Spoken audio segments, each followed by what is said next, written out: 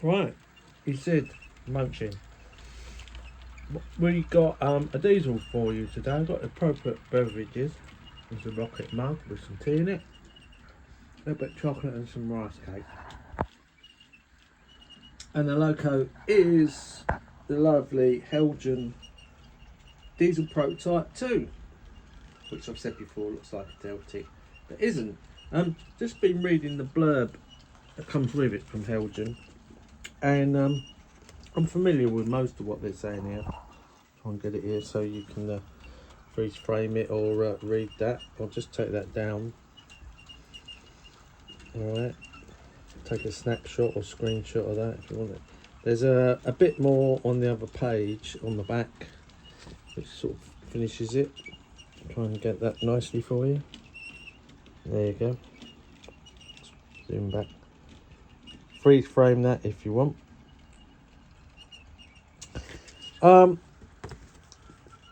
It started life in 1962 as part of a scheme to introduce new diesels. A tender, British Railways were looking for new diesel locos to take over the steam fleet, which was being withdrawn. And this was one of 3 different manufacturers to tender a loco. This was English Electric, Birmingham RCW, and the other one, which brought out Lion. No, not Lion, that was Birmingham RCW, the company that brought out Falcon, that's the one. English Electric, Brush, that's it. Brush was the other one. So anyway, sorry, we're losing the subject now. English Electric brought this out in 1962, and incredibly, I didn't realise it only had a working life for 5 years. Initially sent to the eastern region, it was intended to use, the body shell was going to go on Deltic D9016, but when their commission for the Class 40s were coming to an end, English Electric decided they needed to put in out a new loco for consideration, and obviously Delts were being built and they were going to use this body shell, but turns out they didn't. This is a separate body shell, I believe. So yeah, and unfortunately it met its end in 1967 because it crashed into a freight train that had derailed, and unfortunately 7 people's lives were lost. So we must remember those poor souls who lost their lives. And the other thing was that DP2 itself was written off in the accident. Bent frames and everything went back to Vulcan Foundry and was eventually stripped for parts. Some of it lived on in the English Electric Class 40 diesel. Took its engine, and yeah, this is the final colour livery for it in the BR two-tone green. It did get released in all over green initially, but went back to them in 1966 for an overhaul and a change of bogies and other fitments that BR wanted to have on it. Anyway, this is the Helja model, which I think I've had since 2012 when it came out. It's a limited edition run of models. Can't remember, probably about 500, isn't it? Well, this is number 569.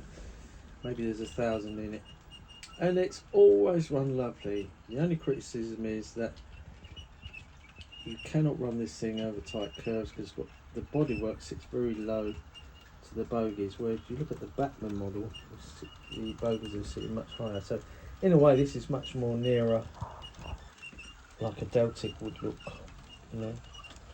So this is actually better, but we'll see what the Hornby Deltic prototype looks like when it comes out. Be sure to try and get one, but we'll stop this and have a look at it, see what we can find. I've got it on a freight train, which I don't think I've ever seen pictures of it all in a freight train before, so this is unusual. I have to move those rice cakes. I've got the crew in this end, which is number 1 end, I think. I've shifted the marker lights into the cab of the number 1 end where the driver and second man is. It's very weak, you know, but it does the job. You know, I might demonstrate that to you, although in this light you probably won't really see it.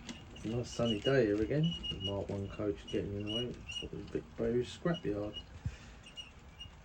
It's got these very fine RP wheels on it, profile wheels on it, so yeah, I wouldn't be able to run it on that inner track. It just wouldn't go around the curves. So, but I won't be using these type of curves on the layout when it's built. I've got the yellow Timken roller bearings covers on the axle boxes. It's a centrally driven motor with twin cardan shafts to each bogie,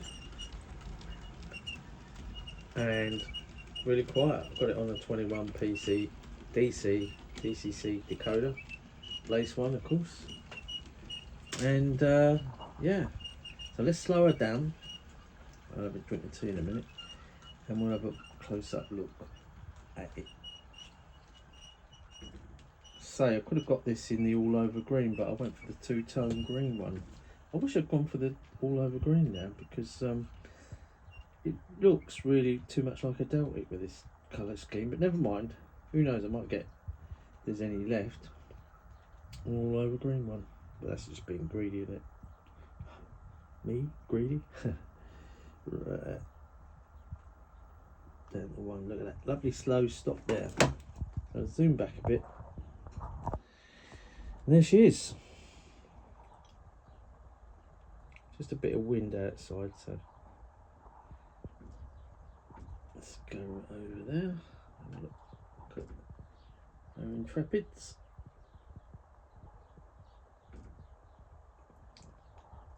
Tanks. I think these are diesel fuel tanks. That's those bogies with the roller bearing covers with the yellow and the red stripe going across. Timken was a roller bearing firm. I'm not sure if they're still going, but the railways used them a lot, and I think their bearings are in a lot of different products. That's the other end with no one in it. I think if you go in the side of the cabs of these, it tells you what the end number is. It's number 1 or number 2.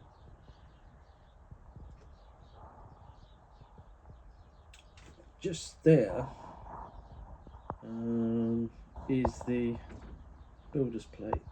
Just noticed it, but whether we're going to get it and it's legible, I don't know. Try it. Now I'll go back a bit. Try again. English Electric would say. No. Zoomed out, didn't I? Anyway, that would say the build date and the company name, and probably lot number and all works number and whatnot.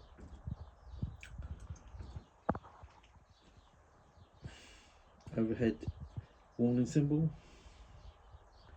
Say different on the roof to a Deltic. There's its twin air horns. Got, notice the 4 wipers, 2 per windscreen.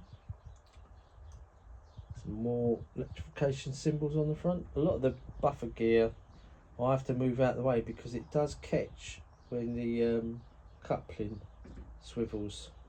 So a lot of the pipe work has either fallen off or I've taken it off. Even the coupling up and chain can cause problems. So when you run this model, you've got to make sure that's out of the way, otherwise you're going to get jamming up.